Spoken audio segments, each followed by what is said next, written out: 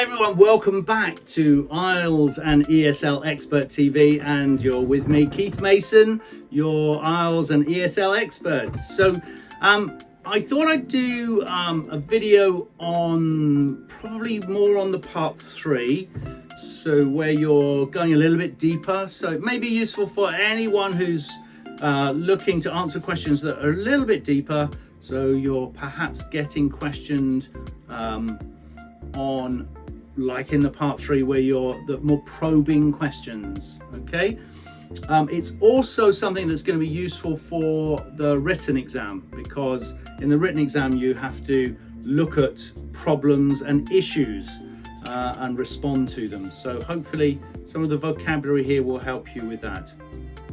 Okay, let's make a start. So problem.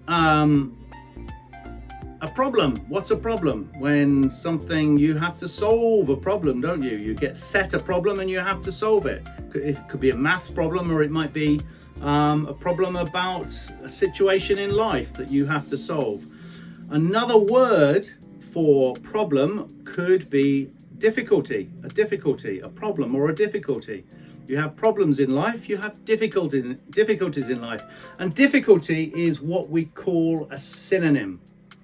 Okay, it's a synonym to the word problem. What does synonym mean? It means it's similar to, the word is similar to the original word.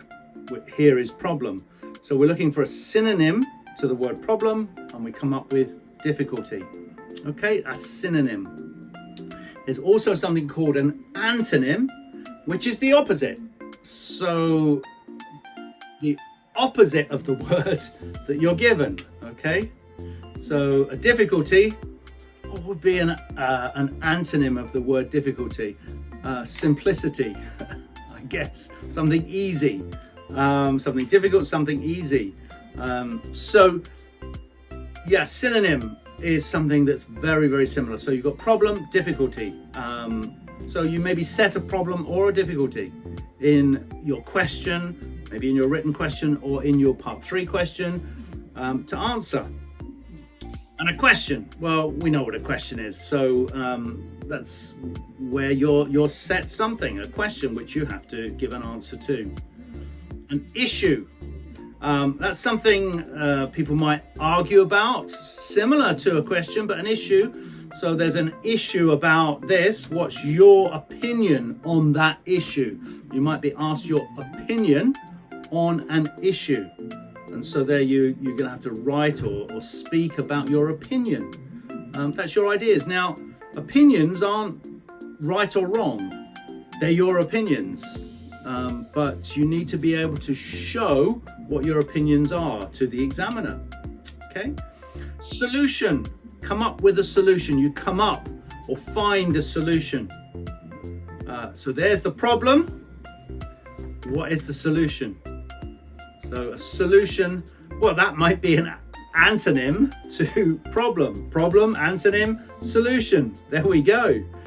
There we go. So you come up with a solution to a problem, and come up with is a phrasal verb that you can use when you're using the word solution, to come up with a solution. Better than find a solution. Okay, significant problem, a significant problem. It's an issue. Rather than just saying it's a big problem or a little problem, it's much better to use other adjectives. So instead of saying this is a big problem, so someone's talking about, I don't know, COVID-19, the outbreak of COVID-19. Oh, it's a big problem. It's a significant problem. It adds much more weight to your answer, and it will score higher in the exam. It will give you a much higher score, and that's what we're here for, isn't it? To try and get you a higher score. So a significant problem many countries face is the falling birth rates. That's true. So that might be something that you're asked to discuss in your written exam. And so it's a significant problem. Great word that you can use in your written exam as well. Fundamental.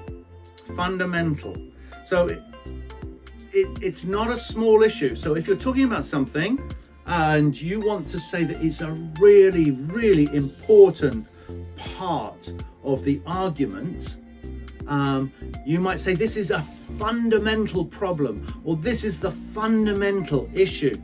It's the underlying problem. It's the thing that is causing the whole of the bigger problem. Okay, the fundamental issue. It's almost like the stone underneath a house. You know, the footings of a house. What is built? You know, they dig down underneath the house and then they put the concrete in. Yeah, before they build the house. And that's the fundamental. It's the thing the whole thing is built on, is the fundamental problem. You might say a very real issue or a very real difficulty. So these are just words that you can use to add emphasis onto what you're saying and what you're talking about. A very real issue is blah, blah, blah, blah. Or you might say a minor issue. So here, in my view, global warming is only a minor problem. Maybe there's other bigger problems. That global warming is just a minor problem. So when and you can say major, this is a major problem, and that's emphasizing the problem. So you're talking about whatever it is you've been asked to talk about. This is a major problem, or this is a major issue. This is a fundamental issue. Oh, it's only a minor issue. The fundamental issue is blah, blah, blah. So see how you can use these words interchanging and add color to what you're saying or what you're writing. Make a big difference. Pressing, another word that you could use. This is a pressing problem. Often hear that when you hear politicians talking or being interviewed. The pressing issues, the pressing problem. One that needs to be dealt with urgently. This is something that needs to be dealt with now. It's a pressing issue. It's like it's pressing against you. And then other adjectives that you could use: serious. Global warming is, of course, a serious issue that needs to be addressed. You address something means you, it's not your home address. Oops, sorry, I've gone back up there. It's not your home address. It's you're actually taking some action. You're addressing something. You're taking some action. So the word address here, it means to take action over something. So global warming is a serious issue that needs to be addressed. This is a complex issue. There's no easy solutions. Complex here means very complicated.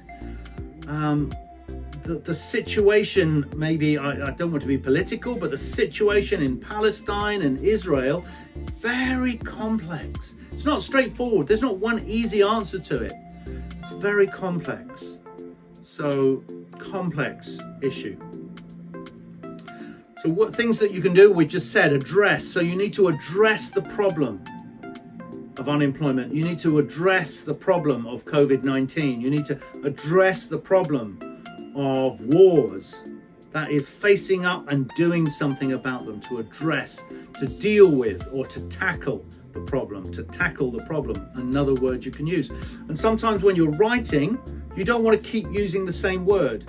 So you might start off in the first sentence by saying addressing this problem. The next sentence you say what the government needs to deal with this problem. And then the next sentence you say how they can tackle the problem. And so in this you're showing your wide range of vocabulary. Really, really good. To face something. Many people are facing problems in their lives. Okay. So combining working and having children is a problem facing many women. It's facing many women. So another way you could say that would be confronting. Okay, confronting the problem. So facing. People need to deal with these pressing issues, to do something about, like to tackle. And here we've got tackle again. It's not easy to tackle global warming. So these are all words that you can use. They're synonyms, so you can use them in place of the others. Experience. Many people are experiencing difficulties, instead of having difficulties or going through difficulties, experiencing difficulties. Okay. Pose. To pose a problem. This poses a problem to me. This issue poses me a problem, or this poses a problem. So, final one here, resolve. The best way of resolving the problem so when you come up at the end with a conclusion, you might say, the way to resolve this problem is to. So here you're giving advice, you're giving your answer, your solution to the problem is to resolving the problem. Okay? So I hope that was helpful. A bit difficult maybe for some, a little bit more advanced, but vital if you're going to get that high scores in your IElTS exam, vital for your part 3, and vital for your written exam if you want to do well in that written exam.